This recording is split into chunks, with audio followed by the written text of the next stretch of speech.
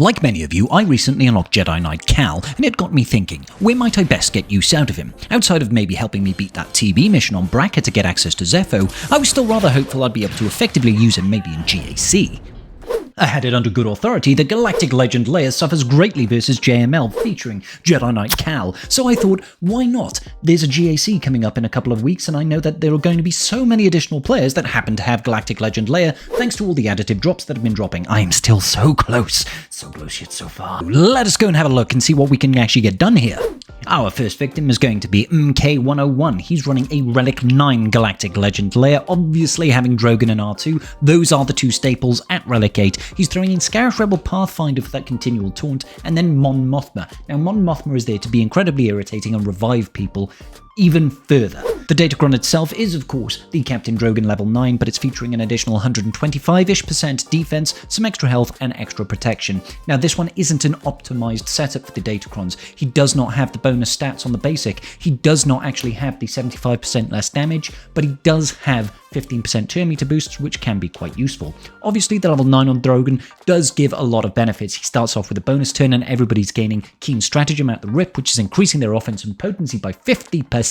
That is a lot of percentiles. And then, of course, they are immune to ability block and fear on the first turn. It's not particularly tasty on top of the 200% additional max health that they're getting. Rude. Let's see how the battle went.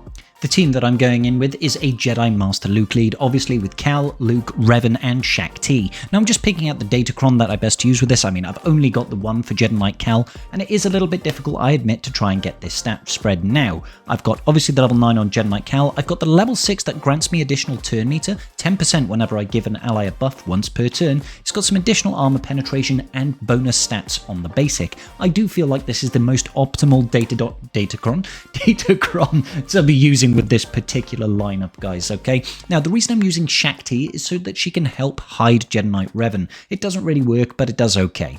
Now, the idea behind this is actually just focus down Leia Organa, ignore everybody else, don't worry about the fact that you can't ability block half the team, that's completely fine, and you're going to be calling in Jedi Knight Cal. We want to try and get him to that 30 stacks of that Perseverance. You can see that little blue locked status effect that he has as soon as possible. That will give him the opportunity to say, you know what, Leia, I don't like you, I'm going to whip out my crossguard stance and Drogon's going to bite the dust. Now, the main concern is, of course, when you're running it against this particular team that has Mon Mothma, is that Mon Mothma can be rather irritating and just decide out of the blue that she wants to go ahead and revive Drogon, and then he's going to be back, and it's going to be annoying because Drogon hits harder than a nuclear weapon. He definitely hits harder than C, which is rather interesting because C is a galactic legend and Drogon is pure fiction. So, we're going ahead, focusing on General Leia. I think there's absolutely 0 point attacking anybody else, and we're going to lose Jedi Knight Revan. Oh, we didn't lose Jedi Knight Revan. Isn't that nice? Obviously, the more damage output that you've got on Jedi Knight Revan, on the Drogon rather, the worse off that's going to be. You quite likely lose them. They seem to prioritize targeting Jedi Knight Revan. Our first idea, get rid of Drogon. It becomes a heck of a lot easier once Drogon is out of the picture. Now the rest of the idea is, let's try and focus exclusively on Leia, because you do not want her getting her ult, and that should not be too bad. With this Datacron setup that I've got here, every time we are gaining buffs or passing buffs to an ally, they are going to be gaining additional turn meter, which is absolutely phenomenal. Now, I get it, this is an expensive team to use when it comes to stuff like GAC. However, if it means that coming into this new 5v5, you're able to one-tap General Leia, Galactic Legend Leia, then you can turn around and laugh at your opponent when they, start throwing their weight around as if to say, hey, I've got Galactic Legend Leia and you haven't. What are you going to do about it, mate? I'll be like, well, Jedi Master Luke with Jedi Knight Cal Kestis. The really good thing that I particularly like about this team is that, yes, it does require a few tough-to-get units. You got Jedi Knight Luke, you got JML, you got Jedi Knight Cal.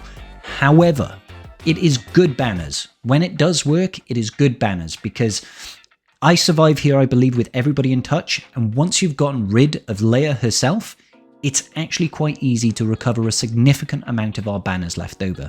Now, can you go in with other comps to make this work? I think you probably can. I quite like Jedi Knight Revan in there. I think maybe if anybody, Shaq T could be replaced, potentially with someone like Hermit Yoda, potentially someone else, I'm not sure. Probably Ki-Adi-Mundi, actually. Ki-Adi-Mundi would probably be a pretty decent shout here. He's got armor shreds, he's got multi-taps, and he's got his own form of retribution. Now, you can't increase the cooldowns on the enemy, so even though I'm using that wave there, it doesn't really do much, and honestly, at this point, R2-D2 is basically dead. Now, the real question I'm sure you guys are asking yourself is, yeah, but that Datacron was kind of rubbish scribble. Let's see some real action. All right. But before we get onto the 300% defense Datacron with the perfect level 6 and level 3 modifiers on the Datacrons, let's just talk about the fact that you're liking this video right now, I hope, and you're subscribing to your boy Scribe. Too many of you are not subscribed. Do your boy Scribble a favor. All right, let's go. So this time we're going up against a slightly different composition here on the enemy team, but also more importantly, the Datacron on this one is far superior. If you have a look, it's got 17% health, but 313% additional defense. The basic is giving light side buffs. The level 6 has got reduced damage when the enemy has got over 50% turn meter. Doesn't apply to Galactic Legends, but the whole team is real tanky. And of course, the level 9 is still Captain Drogon. Now, instead of Mon Mothma and Xaereth Rebel Pathfinder, this particular gentleman is running with Chirrut and Baze, which I promise you is not fun. Chirrut is Relic 9.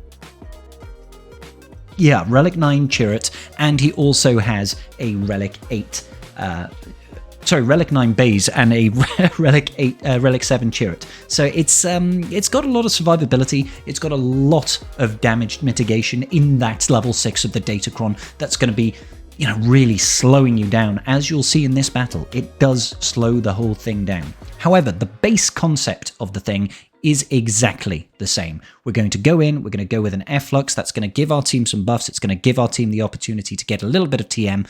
Then we're going to hide Jedi Knight Revan. I thought that this was kind of a funny thing for me to do. I was like, yeah, let's hide Jedi Knight Revan. Mark Leia Organa. You can't increase her cooldowns, but you can mark her. Then we're going to go ahead and get the mass stun on everybody, which is lovely, and just start working on Jedi Knight Cal's Perseverance. That's the first thing. We want to get that Perseverance all the way up to 30 as soon as possible. You should be able to do it very, very quickly. Booyah, there we go, already at that 30 stack. Now it's just about, let's try and get that turnover so we can get rid of Captain Drogon. If Drogon is gone, unfortunately that move by Leia does stealth Drogon, which is just a little bit annoying. I'm sure that we can finalize this and sort of fine-tune the abilities so that we don't have to worry about that and we can kill Drogon incredibly quickly, but I've yet to sort of fine-tune this team. As you can see, though, it is actually pretty good against this team. I feel like this was actually easier than the Chirrut comp to get to where we want.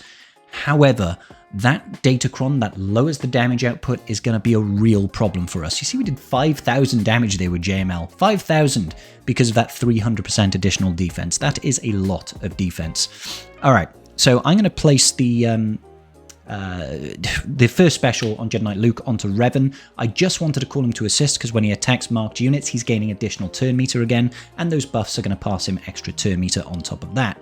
Now, there's no point in me trying to give additional turn meter over to Jedi Knight Cal just yet, simply because we need Drogon out in the open. Now that he's out in the open, we do a turn meter swap with Jedi Knight Revan, and then we can just get rid of Drogon. No more Drogon makes this so much easier, I promise you. So we stealth Jedi Knight Luke, and Jedi Knight Revan, and he immediately comes out of stealth. So that's a real big Brucey bonus for us.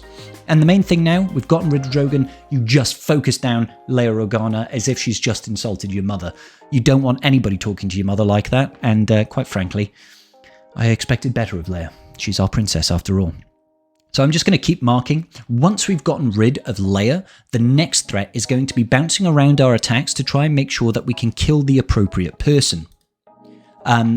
When I talk about appropriate person, what I mean in that instance, sorry, I don't know why this has suddenly come out of full screen mode. What I mean by that is we want to be hitting the person that has got below 50% turn meter, because if they've got over 50% turn meter, we're going to be doing 75% less damage, and I hate you, Chirrut. With that heal, do you see how much Leia Organa healed up? It just drags it out. Look, we are 2 minutes left on the clock. It's taken us 3 minutes to kill 1.5 units. It's not fun, guys. This Leia team is absolutely obnoxious. Now, I have heard that there is a new toxic Leia, they're calling it, which is just using, I think it's Han and Chewie as the additional 2 instead of, in this case, Chirrut and Baze. Now, I have asked people in my shard to swap that team in so I can take a look at it, but so far nobody has responded to me because they don't like this B tier content creator for Galaxy of Heroes asking them to do stuff inside of the shard. I think, honestly, most people just ignore me. And that's quite alright. You see how little damage we're doing to Baze over here? And this is one thing that I picked up later on, is Baze is actually gaining a lot of turn meter, which means a lot of the time he is going to be over 50% turn meter. As soon as I realized this, and I realized it a little bit late, granted, I decided, oh, hang on, let's use Jedi Master Luke to put days on Baze. Hey, days on Baze, that rhymes. Days on Baze so that he's no longer an issue for us.